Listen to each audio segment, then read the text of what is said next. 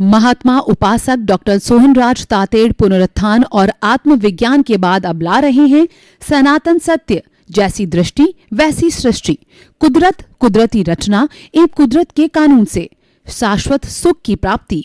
Log in करें www.drsohanrajtated.com, YouTube channel doctor Sohanraj Tated, play store से download करें mobile app doctor Sohanraj Tated. चंदेषु निम्मलयरा आईचेषु अय्यं पयासयरा सागरवर गंभीरा सिद्धा सिद्धिं मम दिशन्तु सिद्धा सिद्धिं मम दिशन्तु।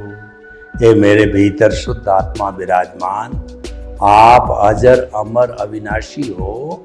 आप सूर्य के समान तेजस्वी, चंद्रमा के समान शीतल और सागर के समान गहरे और हिमालय के समान विशाल हो।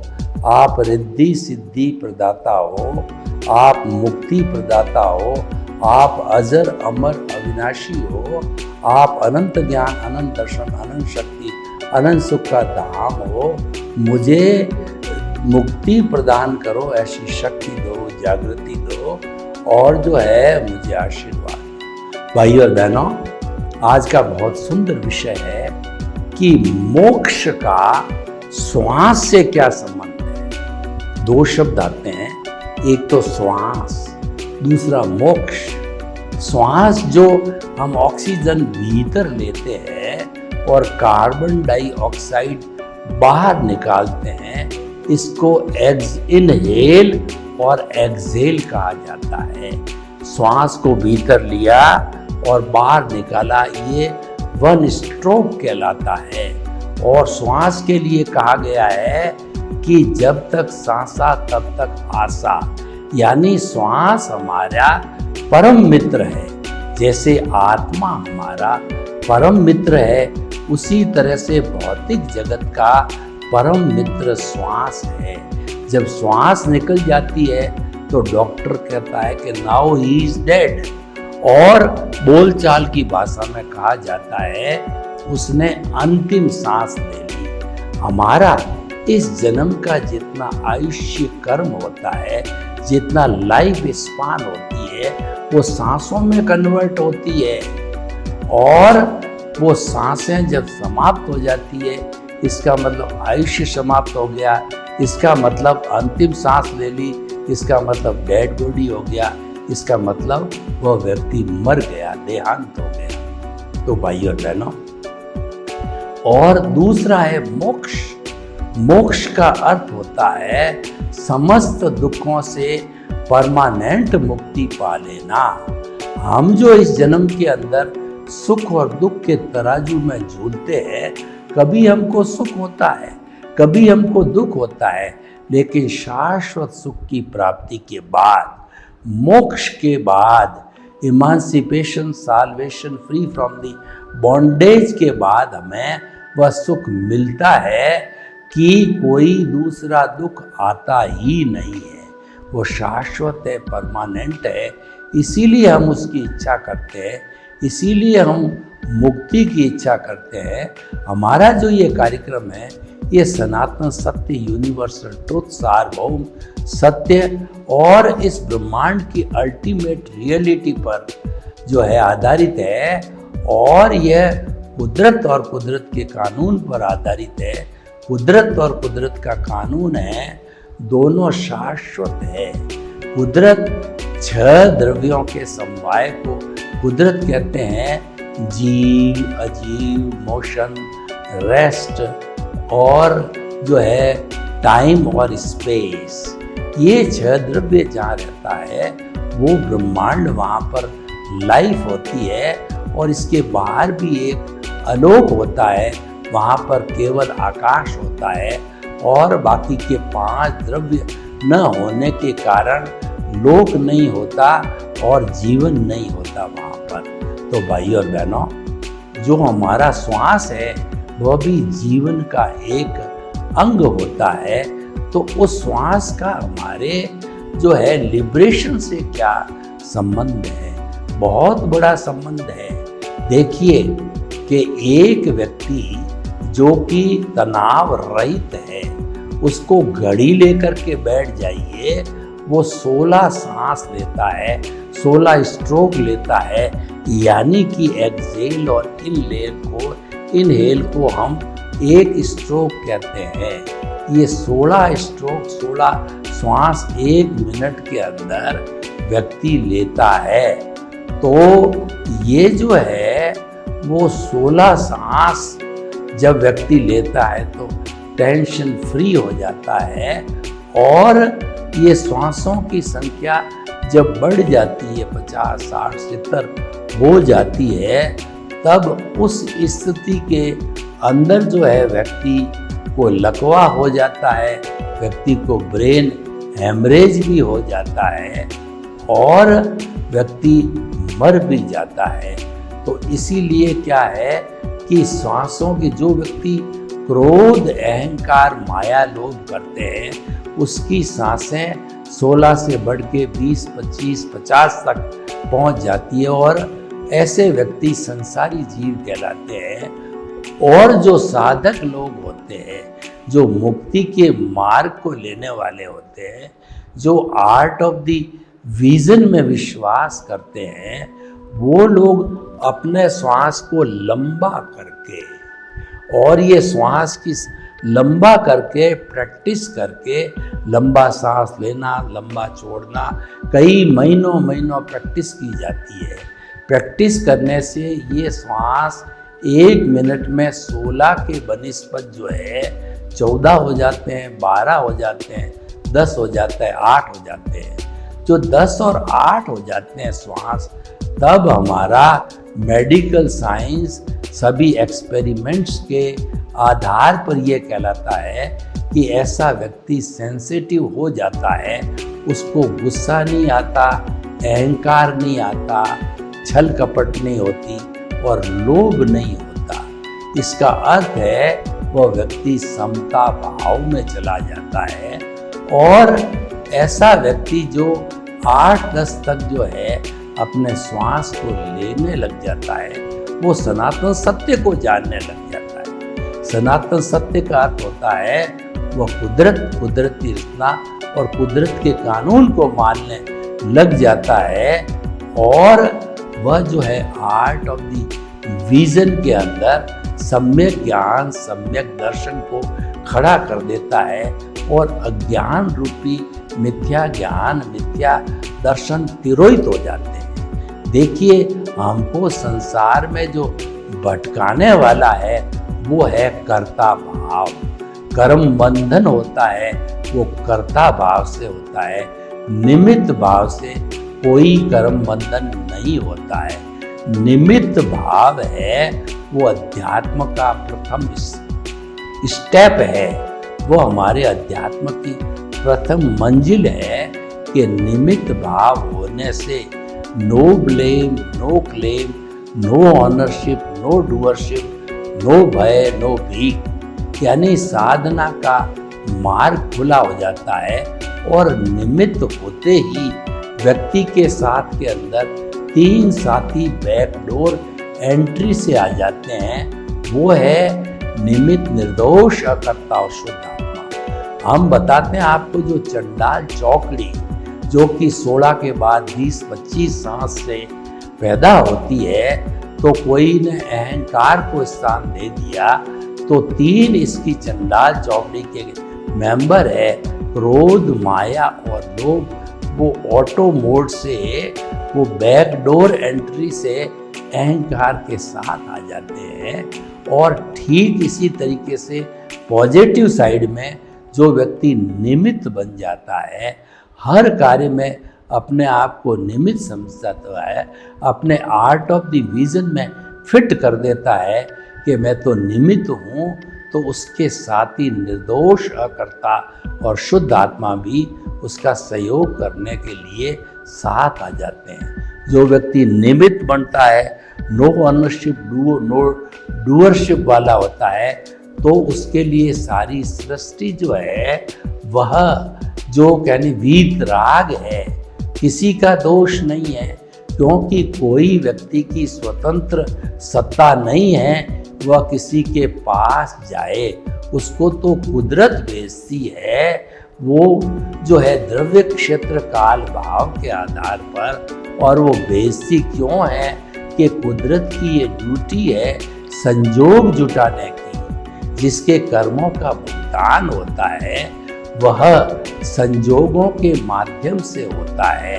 भुगतान में एक भुगतान लेने वाला, एक भुगतान देने वाला।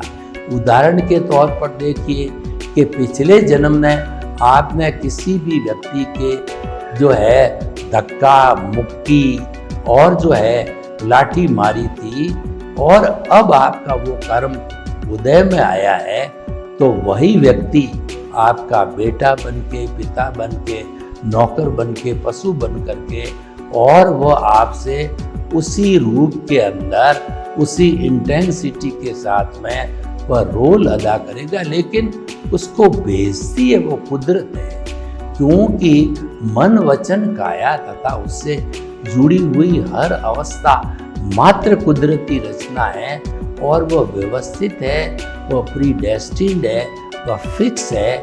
वह अवस्था होने के कारण विनाशी है, वो जाने वाली है, दुख जाने वाला है, सुख जाने वाला है, कोई स्थायी नहीं हो सकता, क्योंकि अवस्था विनाशी होती है। तो भाइयों और बहनों, हम आपको कहना चाहते हैं कि जो व्यक्ति आता है वह कुदरत के कानून के अंतर्गत भुगतान कराने के लिए आता है। तो हम ये जानना चाहते हैं कि ये जो श्वास का क्या रोल है।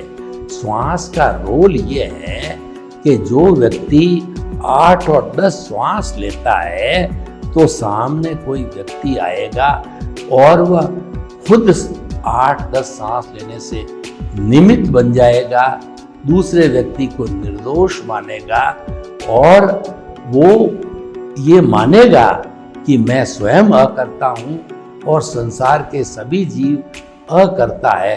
कर्ता तो केवल कुदरत है, कर्ता तो केवल व्यवस्थित शक्ति है, कर्ता तो केवल साइंटिफिक सर्कमस्टेंशियल एविडेंस से जी होती है। तो इस तरह की मानसिकता उसके श्वास की संख्या घटने से ऑटोमेटिकली हो जाती है। यानी हमारा जितना भी स्वास्थ्य कहिए या जो है हमारा सम्यक ज्ञान, सम्यक दर्शन का डेवलपमेंट कहिए, उसका सीधा संबंध हमारे श्वास की संख्या से जुड़ा हुआ। बड़े बड़े साधक है 1 मिनट में एक ही सांस लेते हैं, तो वो तो निरालंबन ध्यान की स्थिति में चले जाते हैं। पतंजलि योग के अनुसार वो समाधि की अवस्था में चले जाते हैं, तो उच्च स्थान को प्राप्त कर लेते हैं, यानी वो मुक्ति के करीब हो जाते हैं। तो हमारे श्वास का संबंध हमारे व्यवहार जगत से भी है और निश्चय जगत से भी है। इसीलिए हमें इससे हमारे सांसा जब तक आशा, श्वास हमारा परम मित्र है, और इसको मित्र समझ करके खूब अभ्यास करना चाहिए। श्वास लंबा आ रहा है, लंबा जा रहा है, इसका अपन थोड़ा एक प्रयोग करते हैं। तो आंखें कोमलता से बंद कर दीजिए और रीढ़ की हड्डी एंटीना की तरह एकदम सीधी, जिस मुद्रा में, जिस आसन में आराम से बैठ सके बैठ जाइए, और आंखें कोमलता से बंद, रीढ़ की हड्डी एंटीना की तरह सीधी, दोनों हाथ की मुद्राएं ध्यान मुद्रा में कर लीजिए, और आप थोड़ा 2 मिनट के लिए अपने चित्त को पूरे शरीर में घुमाइए और ऑटो सजेशन दीजिए। शरीर की एक एक कोशिका शिथिल हो जाए, शिथिल हो जाए। शरीर की हर कोशिका शिथिल हो रही, हर कोशिका शिथिल हो गई। कोई तनाव नहीं, कोई अकड़न नहीं, कोई जकड़न नहीं, कोई स्ट्रेस नहीं, कोई स्ट्रेस नहीं, कोई भारीपन नहीं। मेरा शरीर रुई की भांति हल्का हो रहा है, हो गया है, अपने स्थान से 1 फुट ऊपर उठ रहा है। इतना हल्का शरीर।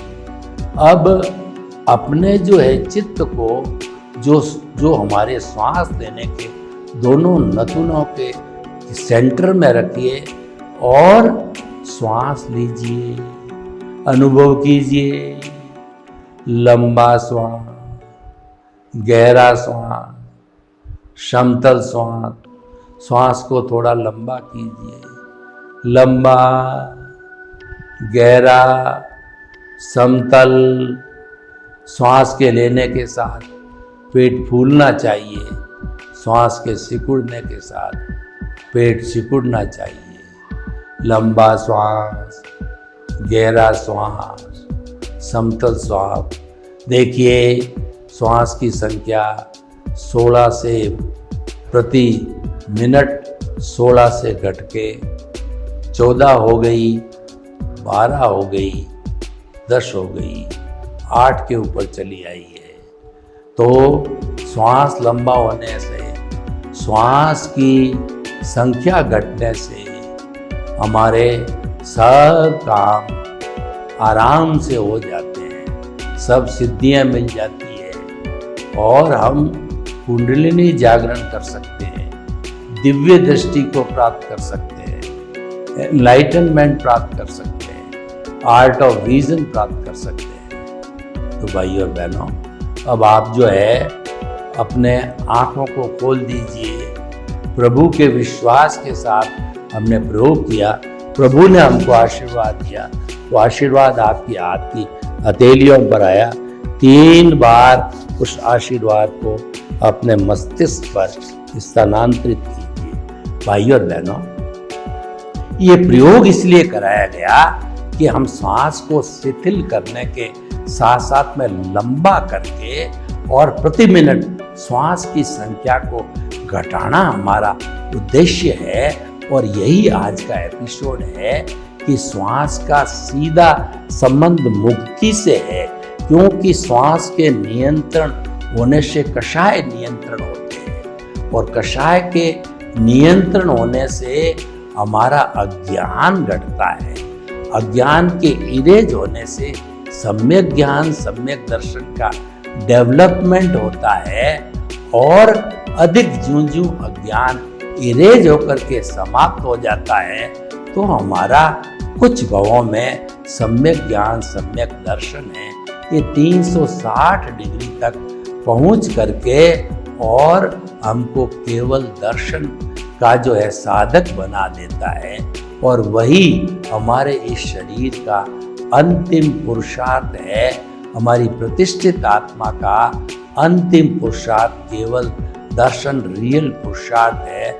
बाकी सब पुरुषार्थ उसके नीचे होते हैं और इस अंतिम पुरुषार्थ के साथ ही हमारी प्रतिष्ठित आत्मा समाप्त, मन समाप्त हो जाता है और उसके साथ साथ के अंदर अज्ञान सारा समाप्त होके 0 हो जाता है। तो नेक्स्ट बर्थ में परिणाम स्वरूप हमको केवल ज्ञान मिलता है। और वह नेक्स्ट जो बर्थ क्यों मिलती है कि हमने इस पुरुषार्थ की चरम सीमा पर पहुंचने के नीचे नीचे जितने शुभ कर्म बांधे हैं उनको भुगतना जरूरी है। तो व्यवहार शुद्धि बिना निश्चय शुद्धि नहीं है। जब वो कर्म भुगत लिए जाएंगे तो फिर हमको केवल ज्ञान आराम से हो जाता है और केवल ज्ञान के केवल दर्शन होता है, फिर केवल ज्ञान होता है और फिर 14वें गुण स्थान से मुक्ति होती है। तो भाइयों और बहनों, हम आपको बताना चाहते हैं कि श्वास का सीधा संबंध मुक्ति से है और हम इस श्वास के जो ये प्राण वायु लेते हैं उसका जो है उच्चारण है प्राणायाम। प्राणायाम का मतलब प्राणों का प्रबंधन करना। तो प्राणों का प्रबंधन करने के लिए हम अनुलोम विलोम करते हैं और हम श्वास परीक्षा करते हैं और जो है हमारी भस्त्रिका करते हैं, कपालभाति करते हैं, शीतली करते हैं, आदि आदि कई प्रयोग हैं वो किए जाते हैं। तो ये सारे जो है श्वास की संख्या को घटाने के प्रयोग है, ये मुक्ति तक पहुंचने का रास्ता है। और श्वास की संख्याओं को घटाना एक बहुत बड़ी साधना है। इसको जो है हम सम्यक तप भी कह सकते हैं। जैसे कुदरती रचना देखना सम्यक तप है, और श्वास की संख्या घटेगी तो भी हम कुदरती रचना देखेंगे, कुदरती रचना देखेंगे तो श्वास की संख्या घट जाएगी। ये एक दूसरे के पूरक है, एक दूसरे के जो है कॉम्प्लीमेंट्री है, सपोर्टर है, और एक दूसरे का परिणाम दूसरे में आता है। तो हम आपको बताना चाहते हैं कि श्वास का प्रयोग है, ये बहुत बड़ा प्रयोग होता है। आपने देखा होगा कि कई बार बड़े बड़े पहलवान जो है अपनी छाती से वो 60-60 टन का ट्रोला भरा हुआ भी निकलवा देते हैं। क्यों निकलवा पाते हैं? कि वो अपने श्वास को रोक लेते हैं। तो श्वास को रोकने से, श्वास का प्राणायाम होने से वो जो है वो संभव हो पाया, वो प्राणायाम हुआ। तो भाइयों और बहनों, हम आपको बताना चाहते हैं कि श्वास का प्रयोग, श्वास को लेना, ये सारी विद्या हमें सीखनी चाहिए। ये बहुत काम की चीज़ होती है। जैसे कि हम आर्ट ऑफ द विजन को सीखते हैं, उसी तरीके से ये श्वास के पूरे प्रकल्प को हमें सीखना चाहिए। जो लोग हठ योग करते हैं वो लोग श्वास के अलग अलग प्रयोग करते हैं और अपनी इंद्रियों को, अपने मन को और अपने शरीर को मजबूत करके साधते हैं।